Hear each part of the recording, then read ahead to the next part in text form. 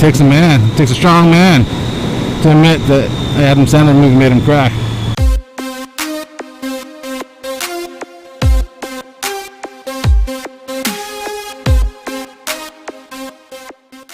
Well, that was a Monday. Yay! You know what they say, the first 5 days after the weekend are the hardest. And today was particularly hard since I was off for the previous 13. When you come back from a 13-day weekend, it can take a little bit to get back in the groove.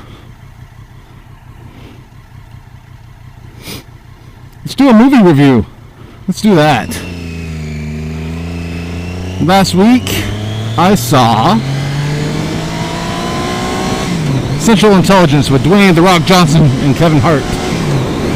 And I can honestly say it's one of the funniest movies I've ever seen. Had me in tears. So now, when I'm asked, what was the last movie you cried at? I can say Central Intelligence instead of 50 First Dates. It takes a man. It takes a strong man to admit that Adam Sandler movie made him cry. But now it's easier. I have a comedy that made me teary-eyed, but because I was laughing so hard. It's obviously a silly movie, right? Kevin Hart, he's pretty silly. The Rock does an excellent job acting like a dork. But it's a silly movie done right. And what I mean by that, they didn't have gags just to have gags. You know those cheap, silly movies that have a fart gag for the sake of a fart gag. This didn't have that. All the funny situations had context that were either important or part of the plot or moving the plot forward. So it wasn't just stupidity for the sake of stupidity. And that's what I like. I like intelligent comedy. I thought a lot of this was highbrow, but you know what I mean. It was done right. So I would highly recommend Central Intelligence.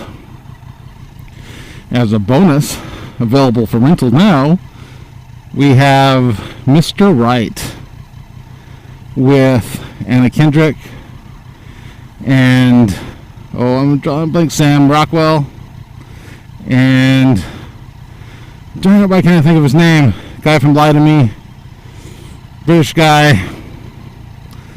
Wow, I just can't think of his name right now. But anyway, I hadn't heard much about this movie when it was released. I might need to go back and do a little research to see if it was up against a big blockbuster or something. That's why we didn't hear about it. But it was good. It's romantic comedy. Sam Rockwell plays an ex-hitman, and Anna Kendrick falls for his character, and hilarity ensues. It was good. Highly recommended. We rented it through VidAngel, and then we ended up buying it because we liked it so much, and I think my wife must have watched it 4 times over the weekend. So good movie.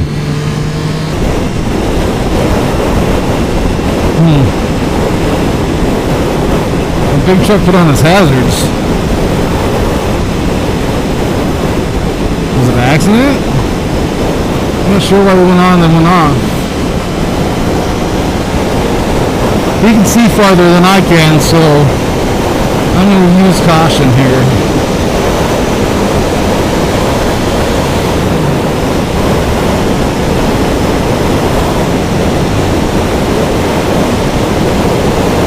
Looks okay.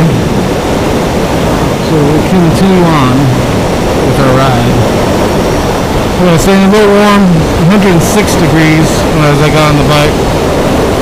But much better than the 115, 116, 118 that we had last week. So I shouldn't complain. Although the breeze does feel like more like convection oven right now than anything that resembles a cooling effect.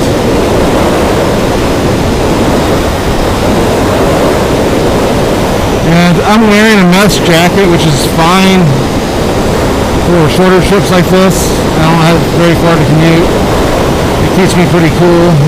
But if I was going for a longer ride with sustained hotter temperatures, I'd probably wear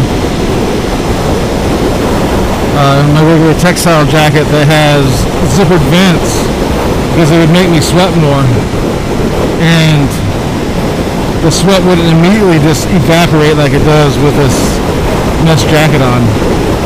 So the sweat is evaporating so fast with the mesh jacket that I'm not really getting the benefit of the cooling effect that can happen. It's just going to suck the moisture right out of me.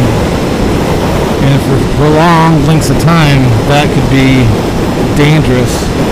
Went on one of my longer rides last week, and over the weekend I wore a Camelback, and that way I had water on demand whenever I needed it. But never be too careful. Hope all of you are enjoying the summer weather. Hope you're all getting out and having a chance to ride. Stay safe out there. Do good things. No death today. Thanks for watching. See you next time.